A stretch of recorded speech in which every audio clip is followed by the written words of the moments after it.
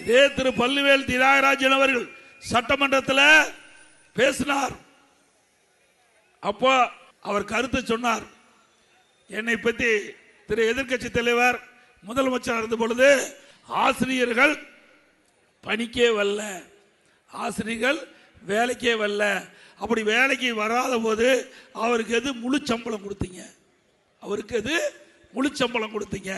பக்கத்தில் கேரளா, கர்நாடகா, தெலுங்கானா, ஆந்திரா இந்த எல்லா மாநிலத்திலையும் 30% 40% சம்பளத்தை பிடிச்சு தான் கொடுத்தாங்க. இப்படி தமிழ்நாட்டில் இருக்கிற அரசு ஊழியர்கள் ஆசிரியர்களுக்கு முழு சம்பளம் நீங்க கொடுத்தீங்க.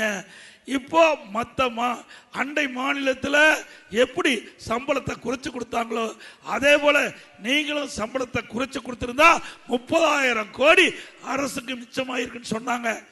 அரசு ஊழியர்கள் சிந்திக்க வேண்டும். அதிமுக ₹1 பிடிக்காம முழு சம்பளத்தையும் அரசு ஊழியர்கள் கொடுத்தோம், ஆசிரியர்கள் கொடுத்தோம். நல்லாட்சினா எடப்பாடியார் தான். வாக்களிப்பீர் இரட்டை இலைக்கே.